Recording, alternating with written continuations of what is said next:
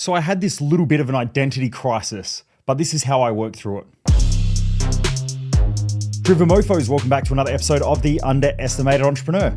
All right, massive news. I just got a report today. We are in the top 50 podcasts in the area of business. So, oh man, I'm pumped. Jess came to me this morning. She said, we're in the top 50. Now, this is awesome because I don't really have an intention of being in the top whatever podcasts. I just do this because I hope that every day I can help somebody or inspire somebody.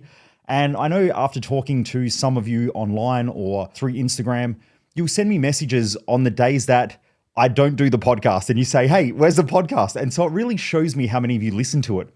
Even though I don't get a lot of feedback from you a lot of the time, it's great when you send me messages and let me know and remind me of the amount of people who listen to this podcast. So it's really cool. So thank you to all of you out there who have been sharing this podcast, rating the podcast, reviewing this podcast, because the more ratings, reviews, and listeners we get, obviously the higher up the ranks we go. So we're in the top 50. Anyway, I just want to say how much I appreciate you and this whole entire community of driven mofos that want to do better in life. So thank you for being part of this amazing community. All right, my identity crisis. So this week, I've been feeling a bit flat for the last couple of weeks and haven't really known what's going on. And the start of this week came and I sort of soldiered on a little bit, and I had a couple of clients, one-on-one clients that I've been working with. For some of you out there, you know that I do a lot of one-on-one coaching for people who want to be more driven, create daily disciplines and so on. But I was with this client on Tuesday, I think it was, and I just noticed that I was completely distracted. Like I couldn't focus. I was just off track. I was thinking, what's going on here? And then I started thinking, I think I'm probably really burnt out. Like I really haven't had a break. I don't think since October last year, or maybe it was even September. I know in September, Jess and I went away, but after that, we just worked right through the Christmas break. I sort of had half a day off Christmas Day and we just kept working. We launched the new website, the new coaching program. So the group coaching, the one-on-one coaching, our brand new Dominate program. So that's been going nuts. I think there's like 85 or 90 of you joined in the first month. It's been hectic. Something didn't feel right inside of me, mentally and physically. Physically, I sort of felt okay, but mentally I was just not present, not there, and sort of wondering what's been going on. And so I said to Jess, look, I'm just going to take a couple of days just chilling. So I sort of took Wednesday off most of the day. I had one or two appointments, but I took most of the day off. I went and got a big vitamin drip. So some of you know I enjoy my vitamin drips when I can get them. And my good friend owns the Drip Club here in Adelaide. So I went and got hooked up and got a big drip with a whole bunch of vitamins and minerals and a whole bunch of other stuff. Still didn't really feel the best afterwards. And so I came home and I slept most of the day and most of the night. And then Thursday, the same thing happened where I slept most of yesterday. And then this morning I woke up and I was still fatigued, and I sort of woke up and fell back asleep until about 10:30 or 11 o'clock, which is sort of normally not like me. Anyway, after that, I got up and I started just journaling, which, as if you're part of Dominate, I'd teach you how to journal and how I use my journal. But then I started looking at my daily disciplines and my weekly disciplines and all the things that I've been trying to achieve and get done. And I realized that I've just been going absolutely flat out, that I really haven't had a break to stop and reflect. I haven't really stopped and really tried to figure out where I'm headed to next and what my identity is that I need to transform into. It's almost been like I've just been running flat out down the side of a hill. But the problem with that, though, is that you get somewhere quick, but eventually your legs just keep moving. If you've ever jumped out of a fast-moving object, I remember when I was a kid, I jumped out of a couple of trains. In Adelaide, we used to have these old trains, I think they were called red hens, and they used to have sliding doors that you could just pull the lever and open and literally jump out. And so sometimes when we would come up to the station and the train would be slowing down, we'd just open the door and jump out. The problem was that the train would be moving at a pace, and you would hope that your legs would move fast enough so that you didn't fall face first onto the ground. Now, I never did, but I had some friends, their legs just couldn't carry them fast enough and they fell face first. The joys of growing up in the 80s and the 90s, right? When you could do this shit and everyone wasn't safety conscious and going crazy over anyone doing anything that was slightly dangerous. So anyway, that's what it felt like, was that I've just been running so hard that I haven't really had time to stop and reflect. Now, I do have a little bit of time each day where I do journal and I do sort of have a bit of reflection, a bit of learning time. But I don't think I really stopped and slowed down enough in order to let myself catch up to where I was at. As in, physically, all the hard work that I've done, I don't think mentally I'd caught up to that and then really realized the person that I needed to evolve into for the next level of growth. Now, this is the important part, and this is why I recommend for anyone who's listening to this, if you really want to grow and you really want to get great results, hit me up on Instagram and DM me the word coaching and learn more about how I can help you with my one-on-one coaching and my group coaching. Because the important part is that in order to grow to a greater level of life, you actually have to shift your identity. And what I didn't realize was that my identity had been stuck in who I was last year. Now, I know personally, because I grow so fast, I go through an identity crisis about every 6 months or so, where I just feel lost and I don't really know who I am and what I'm trying to achieve. And I have all these questions in my mind. And so I didn't realize that this time was coming up because I'd just been working so much. And although we've got great results, I just haven't really stopped. For me, I personally want to keep pushing it. That's why I'm a driven mofo, and I know you're a driven mofo if you're listening to this. You probably push a lot harder than the average person. But I just hadn't stopped. And so this week, I guess it all caught up with me, and I sat down this morning and I really started journaling a lot and getting in depth. So I was really thinking about what has gone on over the last 6 months, and then where I was progressing and what I needed to learn and what this tiredness and fatigue was really teaching me and what I needed to evolve into. And so what I realized was that I was, first of all, having this identity crisis, hence why I was mentally burnt out and physically burnt out. But the identity crisis happens when we go through fast growth spurts, both mentally and physically. When I say fast growth spurt, for some people, their growth spurt might be a whole entire lifetime. So you'll meet some people that they get to a point in their life where they go, shit, I don't know who I am anymore. I normally find with my personal one-on-one coaching when I'm working with mums, this is quite common where a mum will say, I've had a child, they've gone to school, and now I don't know who I am anymore. So their identity crisis may have taken a couple of years for them to go through that identity crisis because they are just running flat out, trying to keep, the boat floating or their house structured and organized while the kids are there. And it's an important function. It can happen sometimes with fathers as well, where the same thing, where they go, look, I just haven't done anything for me. I've just been looking after my family. I'm working all the time. I come home, I take the kids to sport and so on, and I just don't know who I am anymore. And so they'll start to have this identity crisis where they feel lost. I see it. I've had a few people that I've known for a long, long time only go through it recently, where they've sort of reached out to me and said, look, I need a bit of help because they're going through a marriage separation. Now, I knew that this was coming many, many years ago, and I've tried to help them. But unfortunately, when people are running flat out, they think that everything's going okay. The analogy of jumping off the side of the train, when it's moving fast, they're running, trying to get their legs to get up to the speed so they don't fall flat on their face. Sometimes business owners or people who are going hard in life and are trying to achieve, they're just running so flat out that they actually don't know how to stop. They don't know how to take the gas off. And sometimes they can just fall flat on their face. And unfortunately, a marriage breakdown or a divorce is quite common in those situations. Because if someone's been working their business for 5, 6, 7 years and they're going super hard, and then on weekends they go out and they drink and they party, and their brain just never has time to catch up to where they're at. And so what will eventually happen is they have this crisis in life that then wakes them up to the fact that they haven't grown and developed into the person they need to. So what's happened now is that these people have reached out to me and said, look, I need some help because I just don't know who I am anymore. I feel like I've done everything for my family, for my relationship. I thought I was doing the right thing. Everything's fucked up now, like I'm going through a divorce. And so they feel really rattled by this chaos in life. It can happen with a death of a close family member. So some people really only have these identity crises when they're actually in crisis. But you'll also have them when you're growing quite rapidly. Just most people don't have the tools to deal with the crisis. I'm lucky enough that I didn't really realize it was going through the identity crisis until this morning. So it took me a couple of days to realize it. But because I had the tools, I knew I would have to journal through it. I would have to reassess my success map, which is what I teach at my Thrive Time event, and help you build out your own success map in life. And I had to really tighten it up and adjust it. One of the things that I learned, which was my biggest takeaway from this morning, was that I have to hold myself more accountable to my own standards in life instead of bending and adapting to my team and to the people around me, including our customers.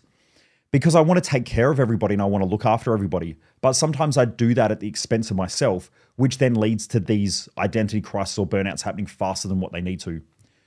So look, if you're going through this, first of all, shoot me a DM or shoot me a message to my Instagram account and let's have a talk about how we can do some work together and do some coaching together, whether it's one-on-one or in a group setting. But I can help you through that, because if you stay in it for too long, you'll just end up self-destructing.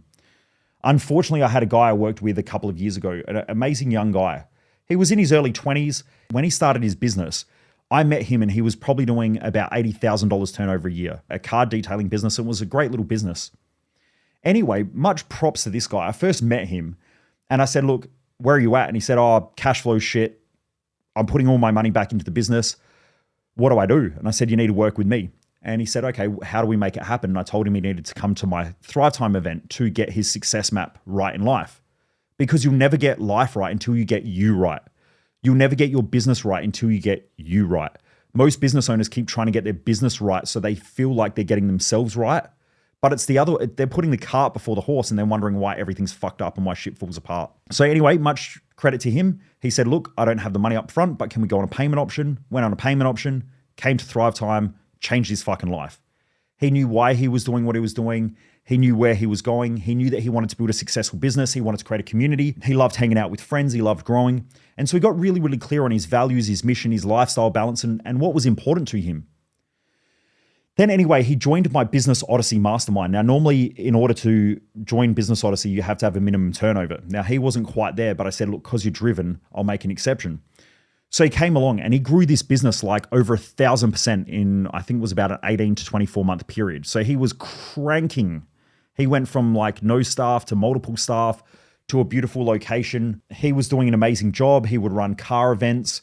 He was sponsoring things, like he was doing great. And anyway, this one time he sent me a message and he said, hey, look, I'm struggling a little bit. Can we have a chat? Anyway, when we had a chat, I said, look, you're going through an identity crisis. Just don't do anything until it settles.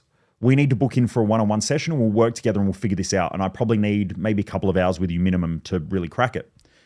Anyway, he said, yep, okay. Now, I was busy for a couple of weeks because I had an event coming up. So I said, look, we'll do it after that, a couple of weeks away. But I said, look, don't make any big decisions. Just keep working, do the bare minimum every day. You'll get through it. So if you want to go to the gym, go to the gym. If you don't go to the gym. If you don't need to work, don't worry about working, but also don't put pressure on yourself for cash flow and everything like that. Just do the bare minimum. Make sure you can pay your bills. Make sure you do the customers' jobs that you've already got booked in, and everything else will be fine. We'll get there. We'll sort it all out. Anyway, he came to the event that I was running and he was off. And I said, look, just stay with me for another week and everything will be fine. Anyway, a week later, I didn't hear from him and he said, oh, I need to cancel my session. Now, I didn't hear from him for a couple of weeks and tried to get in contact with him, couldn't figure out what had happened, and I started getting worried about him. Then there are a few members of our community, because our community is super tight, right? Like if you're part of Dominate or you're part of Thrive Time or you're part of Business Odyssey, you start to build these relationships with people in the community. Now, because he was a young, driven guy, people were starting to worry about him and they were like, look, have you heard from him? Have you seen him? And I said, I haven't seen him. Anyway, about a month later, I get this message and he says, hey, mate, look, I'm in a different country. Like I'm in Thailand. I'm just having a break. You know, I'll be back in probably about a month or so. I just need a break. And I said, okay, well, there goes the fucking don't make big decisions out the window. But look, if you need a rest, that's fair enough. Anyway, about a month and a half later, I followed up. He said, oh, I'm going to stay over here for a little bit. Then I started getting messages from some of his clients because they had seen me working with him on social media. My cars and stuff were in his advertising and marketing. So people were messaging me saying, hey, my car's in his workshop. I haven't heard from him. And I'm going, oh, fuck.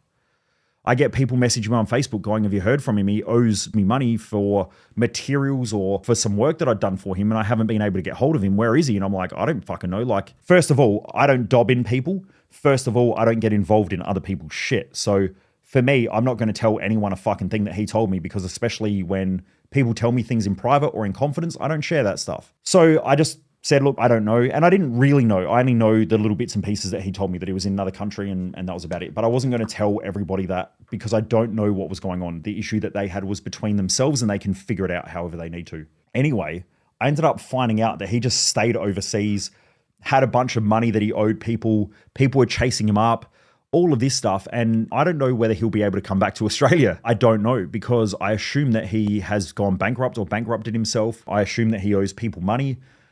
But this is the crazy shit that can happen in an identity crisis. And unfortunately, sometimes when people go through it, they will literally go home and just say to their partner, look, I don't want to be in this relationship anymore, and just leave. And I'm like, holy shit, that's bad. Because not only are you leaving the relationship, you also then have to split all of the cash, plus pay lawyers, plus go through a divorce. If there's children involved, that's a huge thing. These identity crises that people go through can have huge repercussions. I've saved a few marriages where people have been worth tens of millions of dollars and then gone through an identity crisis. They were smart enough to reach out to me. I did some work with them and then also their partner, realigned them both, and then bang, they're off. They saved themselves probably millions of dollars through divorce, legal fees, the separation of assets, then having to find, new homes, having then split care of kids. Like, it's just a whole clusterfuck because someone goes through an identity crisis and doesn't pinpoint it or doesn't really understand that's what's going on. And so they make these drastic changes that they didn't really need to make. So look, if you're going through any of that stuff, please just reach out to me. Let me know. Hit me up on Instagram especially. So it's MichaelMojo00 on Instagram. You can go and find me on there. And then let's have a bit of a talk, because it will probably save you thousands, if not tens of thousands of dollars by doing stupid shit if you are going through that identity crisis and you don't know how to work through it. But I just wanted to share because it is quite normal for people to go through that, especially when they're growth driven. So like I said, for me personally, I go through them about every 6 months. But that is because I work absolutely flat out, both mentally, emotionally, and physically on myself and also on life and business. Now, if you're cruising a little bit, and even if you're a business owner, you might go through one about every 12 months. Okay. Now, for some people, they might go through one every 2 or 3 years. Like, if you're listening to this podcast, you're probably a driven person and you're probably somebody who really is growth driven. So the more learning and lessons and stuff that you cram into your brain, you will probably have more identity crisis than the average person. It's not bad. You don't have depression. You don't have an anxiety disorder. Unfortunately, people go and get diagnosed with that shit when they go through it. But really, if you know what you're doing, it shouldn't take longer than a week to reconfigure everything. It's essentially your brain is going through trying to reconfigure your life and try to figure out what the next stage of your evolution is. But if you don't have the right tools, it can leave you in uncertainty for months or even years. If you know what you're doing and you know how to build your success map and you know how to work through it mentally and emotionally, you can click it in place within a couple of days. Sometimes it takes me 1 or 2 days to just click back in place. Some days it's a week. The longest one I've had is a couple of weeks. But, I feel sorry for the average person because they don't have those tools to be able to do that. Some people can just feel fucking lost for years, and that's not a good place to be. Anyway, Driven Mofos, I hope you're enjoying this episode. Please remember to like and share. Sharing's caring. And also a massive thank you to all of you who are listening to this podcast, who have rated and reviewed this podcast to get us in that top 50 place. This community is fucking awesome. So anyway, thank you to each and every one of you, and I look forward to joining me back here once again for another episode of The Underestimated Entrepreneur. Take care, everybody. Most people waste their life, and I just don't want you to be one of them.